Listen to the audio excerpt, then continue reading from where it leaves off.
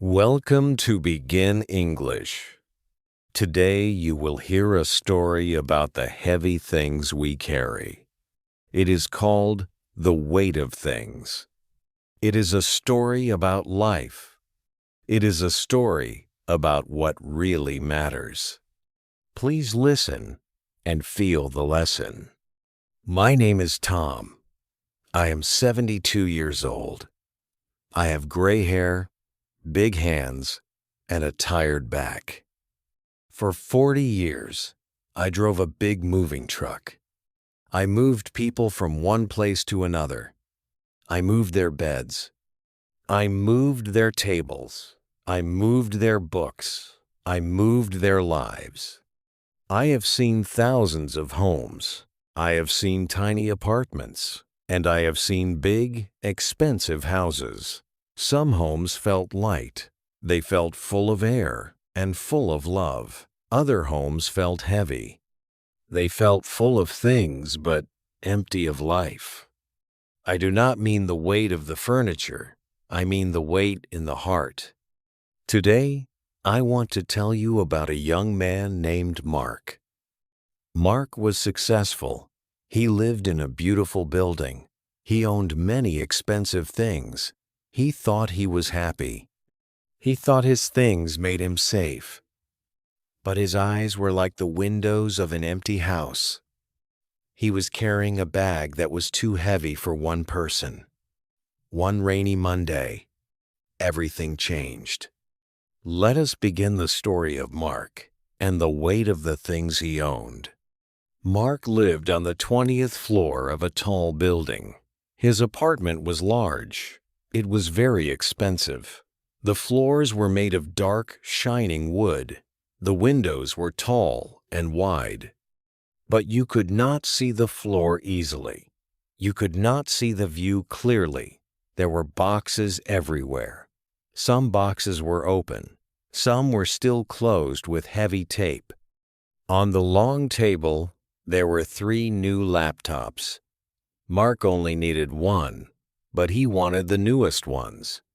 He had many cameras on his shelves.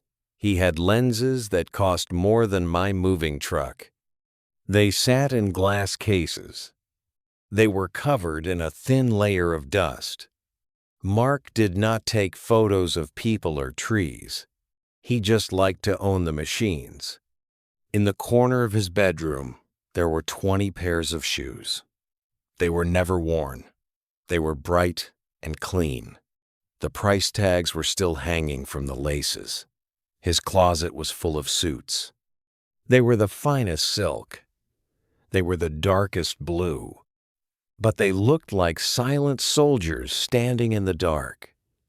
The kitchen was full of silver machines. A machine for coffee. A machine for juice. A machine for bread. But Mark never cooked. He only ate cold food from a plastic box. The air in the apartment felt thick. It smelled like new plastic and cardboard. It did not smell like a home. It smelled like a store that never closed. Mark's day started very early. He did not wake up to the sound of birds. He did not wake up to the sun. He woke up to the blue light of his phone. It was 4:30 a.m. He checked his emails first. Then he checked his bank app. He looked at the numbers. The numbers were high. He smiled, but the smile did not reach his eyes. He worked 10 hours every day. Sometimes he worked 14 hours. He did not work for joy. He did not work to help people. He worked for the numbers. When the number in his bank app went up, he went online. He bought a new watch. He bought a new leather bag. He bought a new lamp. He thought, I work hard. I deserve these things. But the things did not make him feel good for long. He bought them. He put them in a box. And then he wanted the next thing. Every day, he walked past a small park near his office. He did not see the green leaves. He did not hear the children laugh. He was always looking at his phone. He was looking for the next thing to buy. He ate his lunch at his desk. He ate very fast. He did not taste the food. He only tasted the stress. At night, he came home late. He was too tired to talk to his neighbors. He was too tired to read a book. He just sat on his sofa and looked at his mountain of boxes. He felt like he was running a race, but there was no finish line. Mark believed that his things were his safety. He told himself, "If I have many things, I am strong. If I have expensive things, I am safe from the world." He had 10 beautiful chairs in his living room. They were made of soft, expensive leather. They were very comfortable. But Mark never sat in them to rest. He was always moving. He was always busy. He had 20 lamps in his apartment. They were made of gold and heavy glass. At night, he turned them all on. The apartment was very, very bright. But Mark still felt like he was in the dark. He felt a cold shadow in his heart. He had many books on his high shelves. He never opened them. He just liked how they looked. They made him look smart to other people. But inside, he felt small and lost. He thought that one day a new item would fill the hole in his chest. He thought, one more watch, one more car, one more suit, then the hole will be gone. Then I will be happy. But the hole did not get smaller. It got bigger every day. The more he owned, the less he felt. He was the king of a mountain of boxes. But he was a lonely king. He was afraid of the silence in his room. That is why he kept buying. He wanted the sound of the doorbell. He wanted the sound of the tape on a new box. He wanted to feel something. He wanted to feel alive. But his things were just objects. They had no heart. They had no voice. They were just weight. It was a rainy Monday morning. The sky was like a wet, gray blanket. The wind blew hard against the windows. I parked my big truck in front of Mark's building. My 2 workers, Jack and Sam, were with me. We took the elevator to the 20th floor. When the doors opened, Mark was standing there. He was holding a cup of black coffee. He looked like he had not slept. His eyes were red. He was checking his phone every 10 seconds. The apartment was full of boxes. Large boxes, small boxes, heavy boxes. They were stacked against the walls like a cardboard city. Mark pointed to a box near the door. "Be very careful with this one," he said. His voice was sharp. "It is a new speaker. It cost $5,000. I nodded. We began to move. We moved slowly. We moved carefully. But Mark did not stop talking. "Watch the corner of that table. It is Italian wood. Do not drop that bag.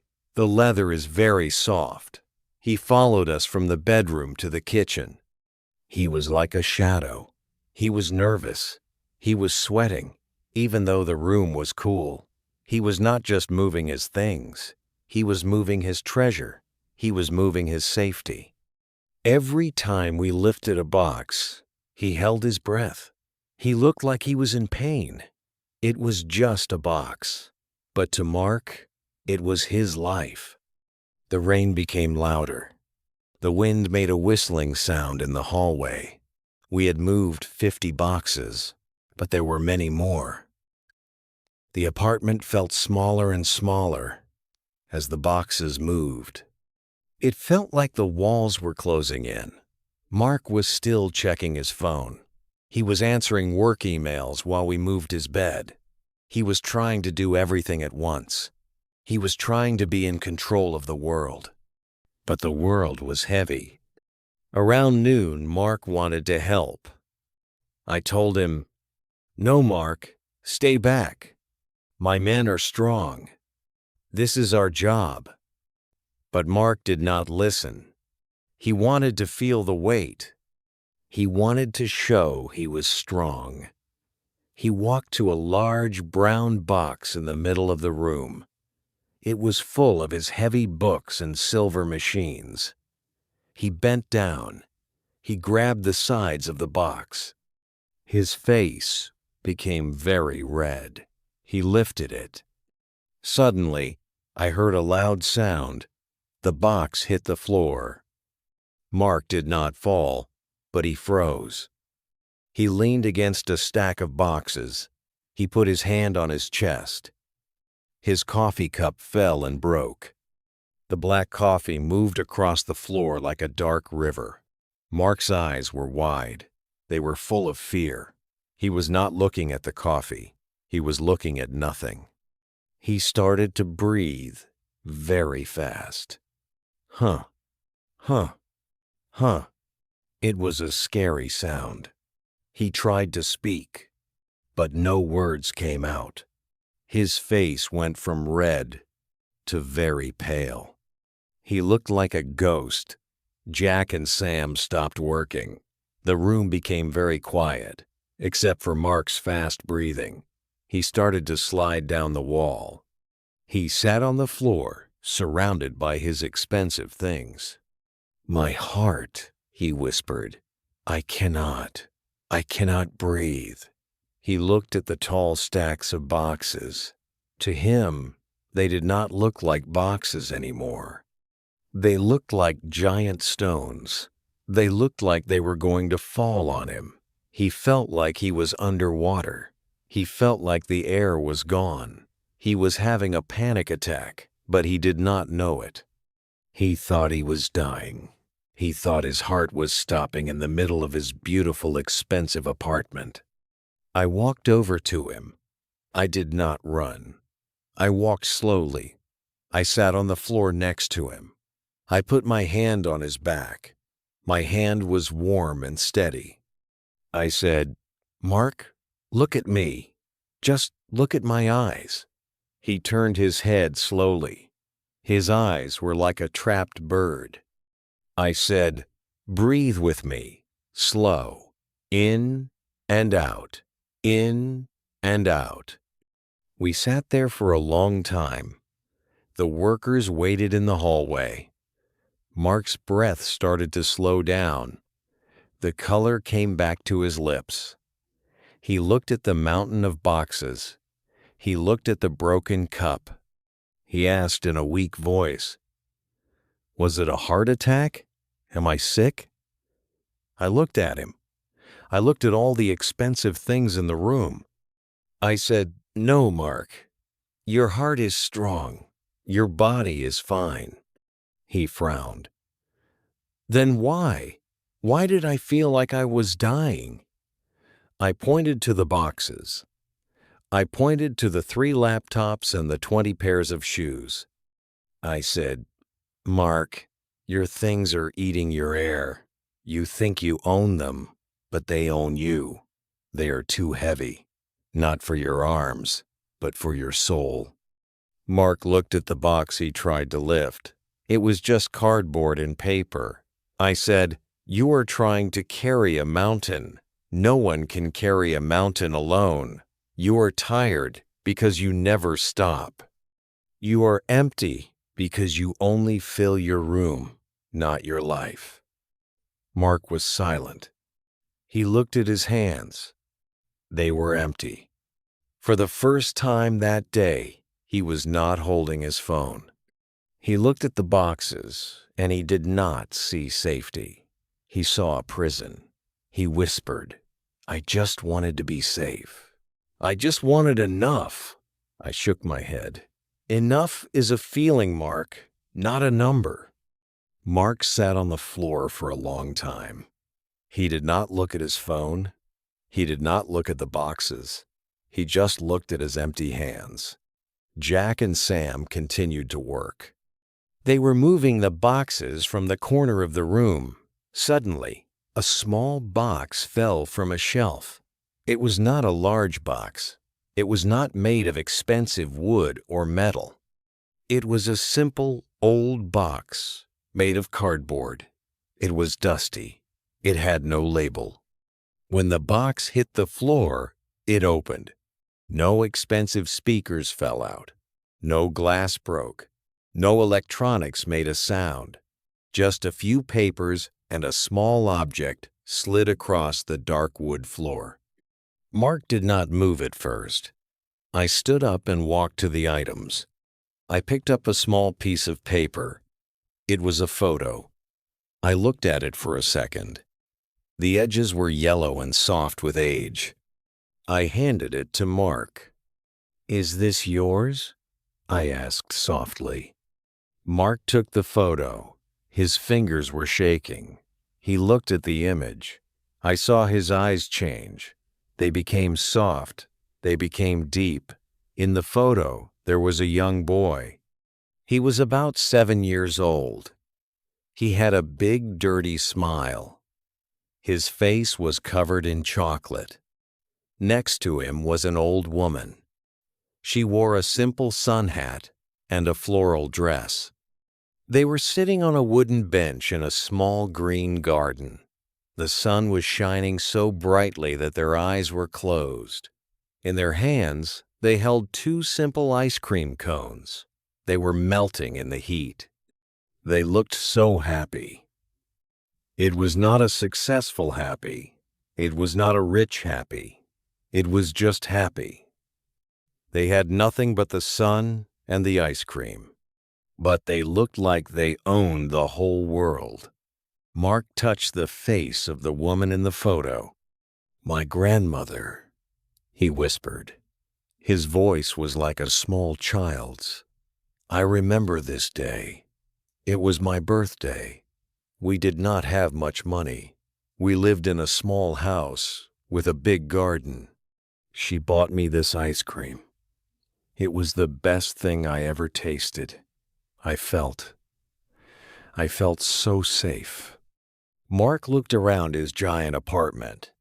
He looked at his $5,000 speakers. He looked at his silk suits. He looked at the boxes that filled his rooms. Then he looked back at the photo.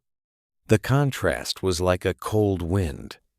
In the photo, he was a boy with nothing, but his heart was full. In this room, he was a man with everything, but his heart was a desert. Mark held the photo close to his chest. He closed his eyes. Tears started to fall. They were not fast tears. They were quiet and heavy. They moved slowly down his face. He did not try to stop them. He did not care about Jack and Sam. He did not care about me. He was finally feeling the weight. "I haven't seen her in 5 years," Mark said. His voice was thick with pain. "I told her I was too busy. I told her I had to work. I told her I had to build my future. I wanted to earn enough money to give her a big house. I wanted to buy her expensive things. I thought I was being a good grandson. I thought I was being strong." He looked at the stacks of boxes. He called them stones. "I spent 5 years buying stones," he whispered. "I thought these stones would build a wall to protect me, but they only built a prison." I ignored her calls. I skipped the holidays. I was so busy buying chairs I never sat in, and lamps that never made me feel bright. I was waiting for the perfect day to go home. I was waiting to be ready. But look at me. I am 32 years old, and I am dying under the weight of things I do not even need. He looked at the window. The rain was stopping. A small ray of light hit a corner of the room. In that corner, there was a small plant in a simple clay pot. It was the only living thing in the apartment. Mark had bought it months ago, but he had forgotten it. The leaves were yellow. The soil was dry, like dust. It was dying, just like Mark's spirit. Mark stood up slowly. He moved like an old man. He walked to the kitchen. He did not grab his phone. He grabbed a simple glass.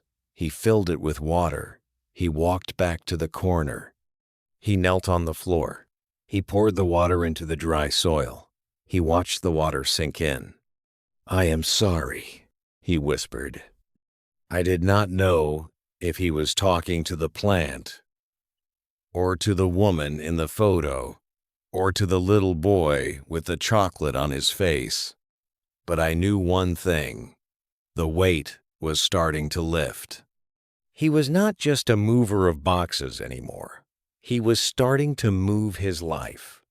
He looked at me and said, "Tom, I don't want to move all these boxes to the new house. I don't want them anymore." Mark did not go to his new house that day. He stayed in his apartment. But the apartment started to change. He told us to take the boxes away, not to the new house, but to a place where people could use them. He began to open the boxes. He did not look for the price tags. He looked for the space. He gave away the expensive speakers. He gave away the cameras he never used. He gave away the suits that were like silent soldiers. He gave away the 20 pairs of shoes. As the boxes left the room, Mark's breathing became easier. Each box was like a stone being lifted from his chest. The rooms became wide. The floors became clean. For the first time, he could hear the sound of the wind without the whistling of cardboard. He kept only what he needed. He kept a bed, he kept a table, he kept one lamp, and he kept the small wooden box with the yellow photo. He placed the photo on the table where he could see it every morning. The boy with the chocolate smile was his new teacher. The grandmother was his new guide. He looked at the empty spaces in his home, and he felt a strange joy. It was the joy of being light. It was the joy of being free. In the evening, Mark picked up his phone. Usually, he used it for bank apps. Usually, he used it for work emails. This time, he looked for a name he had ignored for too long: Grandma. He sat on his sofa. The leather was cool and soft. He did not feel in a hurry. He did not feel like he was running a race. He pressed the call button. The phone rang 3 times. Then a soft old voice answered. "Hello?" Mark's throat felt tight. He wanted to speak, but the words were stuck. He took a deep breath. He thought of the ice cream in the sun. He thought of the chocolate on his face. He said, "Grandma, it's me. It's Mark." There was a short silence. Then the voice became warm and soft. "Mark, is everything okay? You sound different." Mark smiled. It was a real smile. It reached his eyes. "Yes, Grandma, everything is okay. I'm just coming home." "I don't want to wait for the perfect day anymore. I miss you. I miss the garden. I miss you more than anything." On love. On love. On love. On love. On love. They talked for 1 hour. Mark did not check his emails. He did not look at the time. He listened to her talk about the flowers in her garden. He listened to her talk about the neighbors. He realized that these simple words were more valuable than all the silk suits in the world. He promised to visit her the next weekend. He did not say, maybe. He did not say, next time. He said, I will be there. When he hung up the phone, he felt a warmth in his chest that no gold lamp could ever give.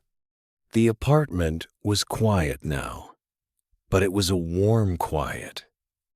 Mark opened the window wide. The rain had washed the city. The air was fresh and smelled like wet earth. He sat at his table.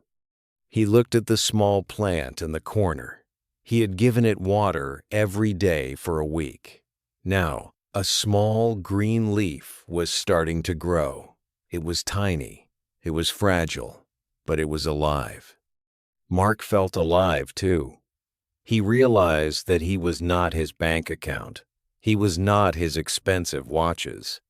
He was a person who loved his grandmother. He was a person who liked the sun.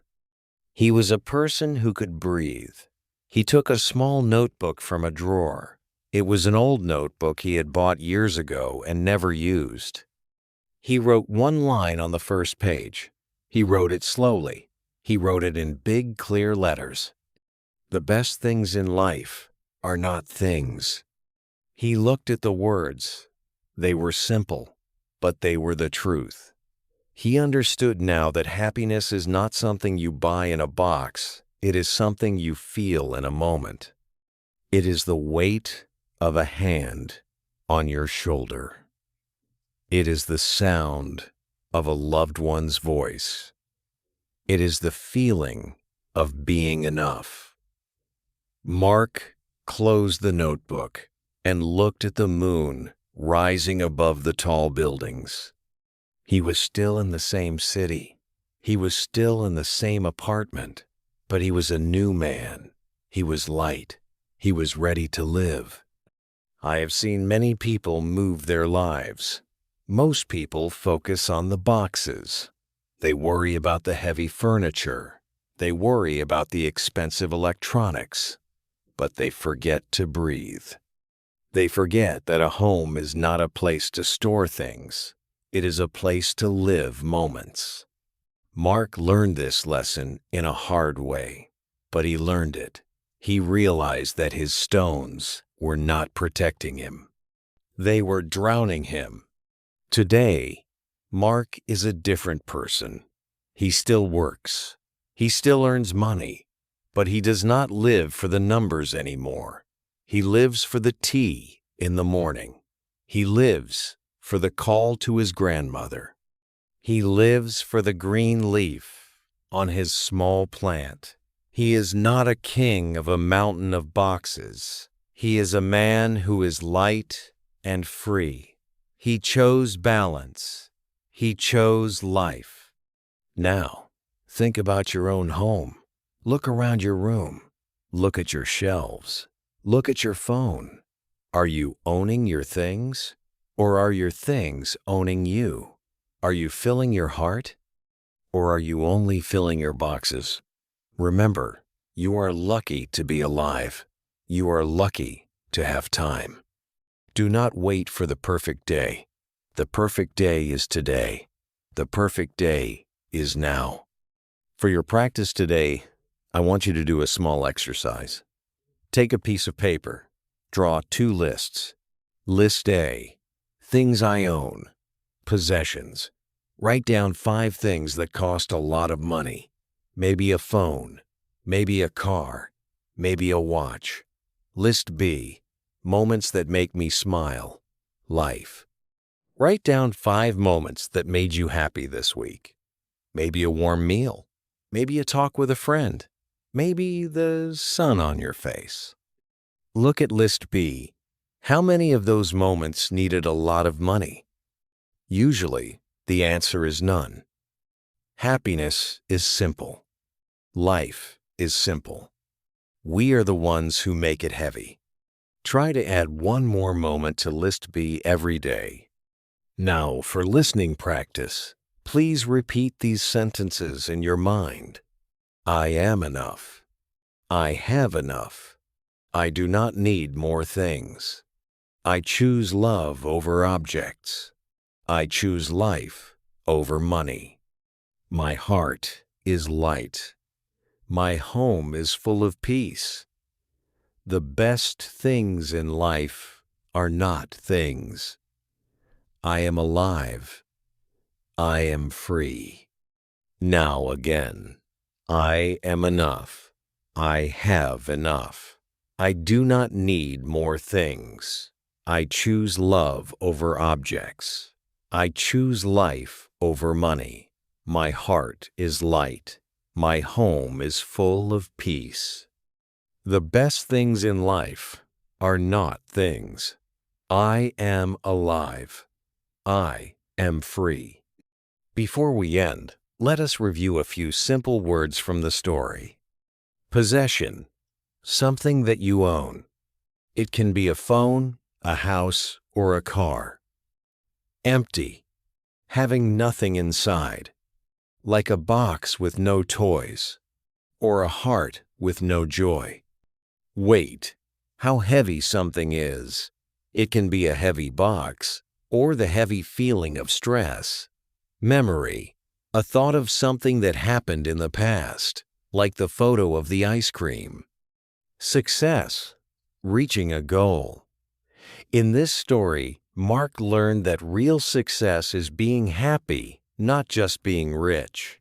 Balance, giving the right amount of time to everything. Time for work and time for life. Thank you for listening to Begin English. I hope Mark's story helps you to feel light today. If you enjoyed this lesson, please like and subscribe for more stories. Remember, put down your heavy boxes and breathe. See you in the next lesson. Take care.